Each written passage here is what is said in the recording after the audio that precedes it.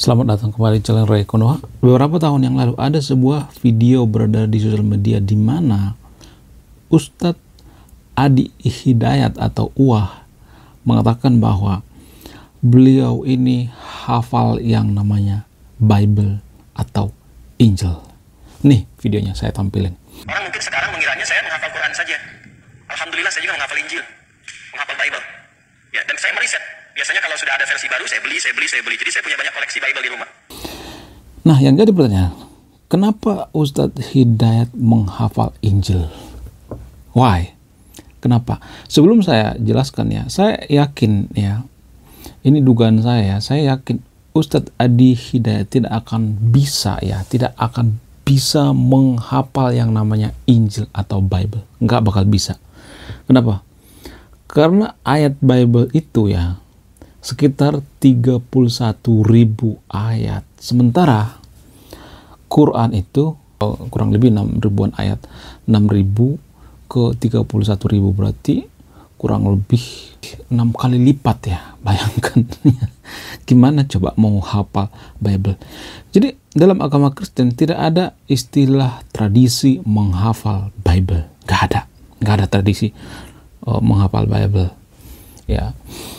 Yang ada apa? Yang ada mengamalkan isi Bible tersebut ya, seperti berbuat baik, mengasihi, berpendidikan dan lain sebagainya. Namun ya, ada beberapa, menurut catatan sejarah ya, ada beberapa orang yang berhasil menghafal Bible juga. Siapa itu?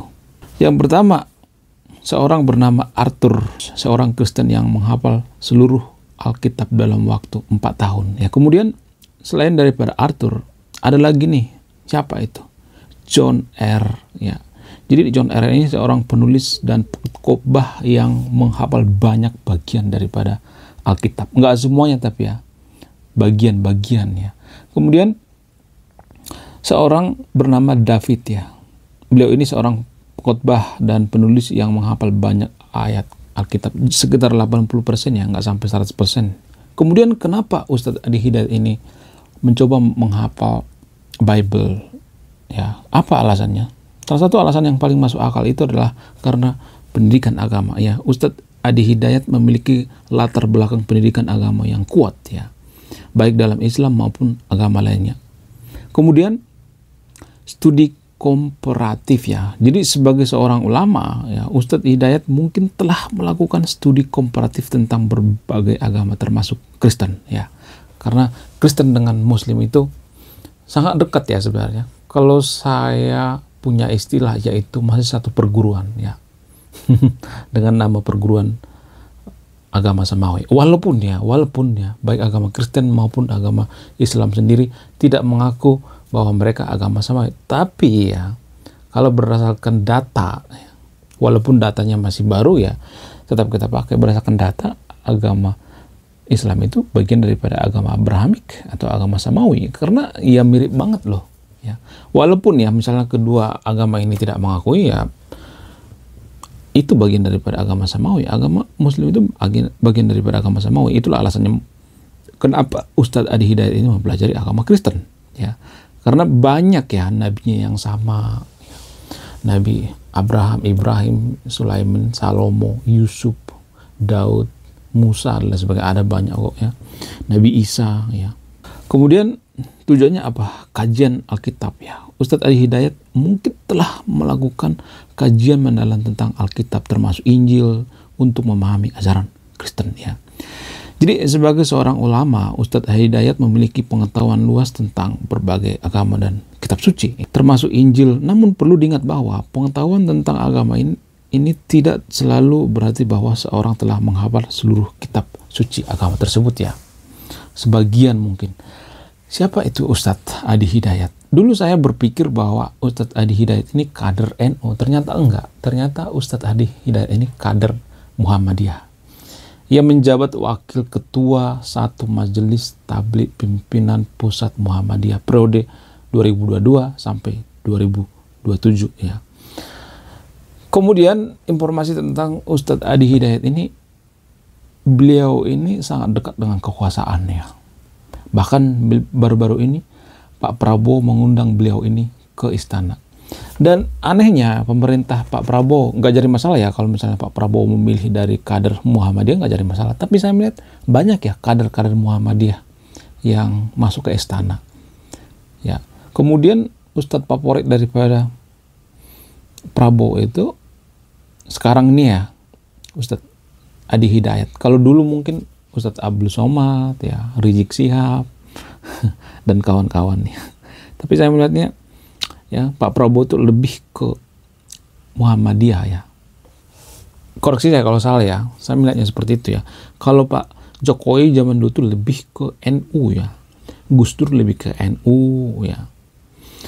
Ya macam-macam ya. Pak SBY sama juga ya, lebih ke NU juga. Karena mungkin ya kader daripada NU ini lebih banyak daripada kader Muhammadiyah. Tapi menurut saya ya salah satu organisasi agama yang paling kaya di dunia itu ya salah satunya itu Muhammadiyah. Punya duit triliunan ya, gila banget. Jadi nggak heran ya pendidikan daripada Muhammadiyah ini sangat-sangat berkualitas ya. Jadi hanya ya saya melihat ya, hanya saya tidak mengatakan bahwa NU pendidikannya kurang berkualitas, saya tidak mengatakan seperti itu ya. Saya melihat ya Muhammadiyah ini lebih berorientasi pada pendidikannya. Makanya ya yang bisa bersaing dengan pendidikan Katolik itu adalah pendidikan dari Muhammadiyah. Saya suka dengan agama yang berorientasi pada pendidikan. Saya suka dengan Muhammadiyah ya. Tapi disclaimer on ya, saya bukan bagian daripada kader Muhammadiyah, karena dari dulu saya melihat ya kader-kader daripada Muhammadiyah ini sangat-sangat terpelajar ya. Ada banyak kok kader-kader Muhammadiyah ya. Di pemerintahan banyak kader-kader Muhammadiyah. Dan menurut saya ini semacam nilai-nilai positif ya bagi pemerintahannya. Kalau misalnya banyak orang-orang yang cerdas di istana, itu mari kita bersyukur ya. Sangat bagus ya. Kemudian saya perhatikan ya, kader Muhammadiyah ini lebih cerdas ya daripada kader-kader lainnya di Konoha ya. Tapi disclaimer on, saya tidak mengatakan bahwa kader lainnya itu bodoh, enggak. Saya tidak mengatakan seperti itu ya. Nah yang jadi pertanyaan, kenapa kader-kader Muhammadiyah ini dikenal memiliki reputasi sebagai individu yang cerdas dan berprestasi? Apa alasannya? Ada beberapa alasan. Misalnya yang pertama itu pendidikan berkualitas, seperti yang saya katakan tadi itu ya. Muhammadiyah memiliki jaringan pendidikan yang luas dan berkualitas, mulai dari tingkat dasar hingga perguruan tinggi ya. Organisasi ini menekankan pentingnya pendidikan sebagai kunci kemajuan dan kemandirian umat. Wow, luar biasa. Jadi saya yakin ya kader-kader Muhammadiyah ini sangat mendambakan yang namanya Islam Golden Age ya. Islam pada masa kejayaan ya. Saat itu Islam sangat-sangat terbuka dengan ilmu pengetahuan ya. Jadi banyak orang tidak tahu bahwa waktu dalam kejayaan Islam itu ya, yang pada saat zamannya Ibnu itu ya, Ibnu Rus ya, Ibnu Sina dan lain sebagainya, pada saat itu Islam mengalami yang namanya kejayaan. Kenapa mereka bisa jaya saat itu? Karena apa? Karena mereka berorientasi pada pendidikan, itu yang pertama. Yang kedua, mereka belajar dari mana aja ya, bahkan dari seorang filsuf sekalipun ya, filsuf dari Yunani, mereka belajar semuanya, dan mereka belajar dari penjuru dunia ya. Mereka punya perpustakaan ya, sayangnya perpustakaan itu dihancurkan oleh apa? Oleh pasukan Genghis Khan ya, kalau nggak salah ya, dihancur leburkan ya. Dan saat itulah ya kejayaan Islam makin hari makin terpuruk ya. Ya walaupun zaman sekarang ini saya melihat ya sudah mulai ada kemajuan ya. Ya saya berharap ya Islam yang ada di Konoha itu mengalami yang namanya kemajuan ya. Cuman ya belum mayoritas, masih minoritas ya yang berpikir tentang kemajuan itu, masih minoritas ya. Ada ya di Konoha itu misalnya pemuka agama yang mengajak masyarakat Konoha itu untuk berpikir kritis misalnya ya, untuk berpikir logis misalnya. Tapi biasanya mereka disesatin ya. Dasar pemuka agama sesat, liberal ya, biasanya dikata-katain. Bahkan saya sendiri ya, walaupun saya bukan pemuka agama, Kalau saya ngajak umat beragama berpikir kritis, ya, berpikir rasional, maka saya akan disesatin. Karena mungkin mereka takut, ya, orang yang berpikir kritis itu akan meninggalkan agama. Padahal enggak juga, ya. Amerika, ya, salah satu negara maju yang banyak di sana penemu, ilmuwan dan sebagainya, tapi mereka rata-rata beragama kok. Bahkan peraih Nobel terbanyak di dunia itu sekitar kurang lebih 50-60% itu dari agama Kristen, ya. Mereka beragama juga, ya. Para ilmuwan di sana itu beragama juga, nggak jadi masalah, ya. Jadi jangan berpikir bahwa saya itu memusuhi agama. Enggak, ya. Banyak yang mengatakan kamu memusuhi agama. Enggak. Ngapain saya musuhi agama? Yang saya musuhi itu adalah orang yang memanfaatkan agama untuk hal-hal yang tidak baik, ya. Kemudian menggunakan agama untuk topeng, ya. Kemudian menggunakan agama sebagai kamuflase, ya, menggunakan topeng agama untuk kebodohan dan sebagainya, ya. Kemudian apa alasan lain gitu? Kenapa kader Muhammadiyah itu lebih cerdas, ya, daripada kader-kader lainnya yang ada di Konoha? Alasan selanjutnya misalnya karena kurikulum yang kuat, ya. Lembaga pendidikan Muhammadiyah menerapkan kurikulum yang kuat dan seimbang, mencakup pendidikan agama dan ilmu pengetahuan umum, ya. Hal ini membantu kader Muhammadiyah memiliki pemahaman yang luas dan sangat-sangat mendalam. Kemudian alasan lain misalnya, karena pembinaan karakter, ya. Muhammadiyah tidak hanya fokus pada pendidikan akademik, tapi juga pembinaan karakter dan moral. Kader Muhammadiyah diajarkan, ya, untuk memiliki integritas, disiplin, dan tanggung jawab, ya. Tapi sayangnya kelompok Muhammadiyah itu nggak terlalu banyak, ya, nggak sebanyak NU, ya. Banyak sih, cuman kalau dibandingkan dengan NU kan lebih banyak NU, ya. Boleh dikatakan bahwa nomor 2 lah, ya, setelah NU. Kemudian keterlibatan dalam aktivitas sosial, ya. Muhammadiyah aktif dalam berbagai aktivitas sosial dan kemasyarakatan, ya. Memberikan kader kesempatan untuk mengembangkan keterampilan sosial dan kepemimpinan. Kemudian jaringan dan sumber daya. Muhammadiyah memiliki jaringan yang sangat-sangat luas, ya, dan sumber daya yang memadai, baik dalam keuangan maupun dukungan dari komunitas, ya. Hal ini memungkinkan kader untuk mengakses berbagai peluang dan sumber daya untuk mengembangkan diri. Namun, ya, perlu digarisbawahi bahwa kecerdasan dan prestasi daripada Muhammadiyah ini, ya, tidak hanya ditentukan oleh faktor organisasi atau latar belakang, tapi juga faktor-faktor seperti bakat, kerja keras, dan kesempatan. Jadi saya melihat, ya, Muhammadiyah itu adalah salah satu aliran atau kader yang paling bisa, ya, menerima perbedaan. Bahkan, ya, dulu pernah viral tuh, ya, sebuah buku bernama Kristen Muhammadiyah. Jadi buku ini, ya, viral karena judulnya doang, ya, tanpa membaca, ya, isinya mah bukan menggabungkan antara Islam dengan Kristen, bukan, ya. Banyak tuh yang marah dulu, ya, ketika buku itu di launching. Kristen Muhammadiyah, artinya gini, ya. Jadi ada seorang kader Muhammadiyah semenjak remaja, ya, penulis mengatakan, dulu saya tinggal di daerah Kristen, ya, biasa seperti itu, ya, bergabung, ya, bergaul dan sebagainya. Tapi, ya, enak juga, ya, bergaul sama orang yang beda agama, yang non-Islam dan sebagainya. Jadi kita jangan terlalu fanatik dalam beragama. Itu inti daripada buku Islam Muhammadiyah ini. Bukan berarti menggabungkan, ya, nggak seperti itu. Tapi banyak yang marah tuh zaman dulu hanya membaca judulnya. Makanya, ya, dulu saya sebenarnya bercita-cita jadi penulis, ya. Sebenarnya saya tuh kurang lebih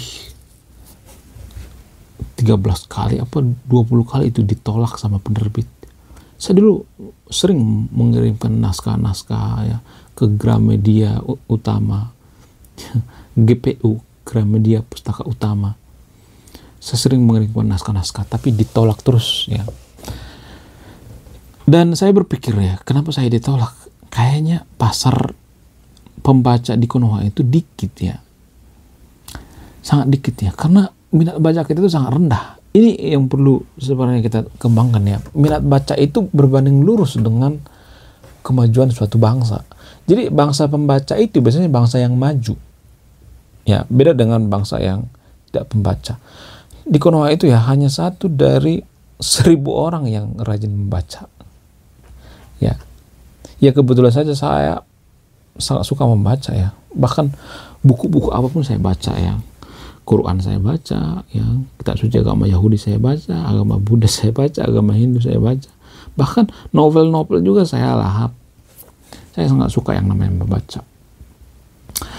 Ya, karena saya suka membaca makanya saya bikin channel ini. Kalau nggak saya bisa stres. Yang ada di pikiran saya itu bisa panas gitu, stres, harus keluar ya. Jadi saya ngobrol seperti di depan kamera ini seperti mengeluarkan unek-unek saya ya. Mengeluarkan yang ada di pikiran saya. Jadi yang ada di pikiran saya itu tidak terbelenggu, panas gitu di dalam pikiran. Jadi kenapa ada seseorang yang konon katanya rajin membaca, jenius ya, punya pendidikan tinggi tapi bisa gila stres? Mungkin karena tidak ada channel-channel seperti ini ya zaman dulu ya.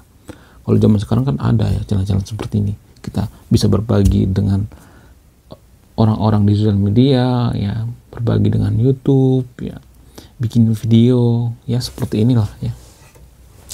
Makanya ya walaupun kita nggak bisa hidup dari YouTube ya, gimana bisa mau hidup dari YouTube? Orang yang suka channel edukasi di Konoha itu sangat sedikit, nggak terlalu banyak ya. Kalaupun ada yang suka itu mereka sudah punya langganan biasanya ya. Saya kan termasuk baru ya bikin channel YouTube, dan subscribernya juga lama banget ya dibandingkan dengan channel lain. Itu sebenarnya saya itu sebenarnya sudah sedikit telat ya naiknya subscribernya, tapi saya yakin ya suatu saat nanti bisa ya. Target saya sih tahun ini 100.000 ya, walaupun saya tidak pernah mengatakan silakan subscribe ya. Saya tidak pernah mengatakan seperti itu ya.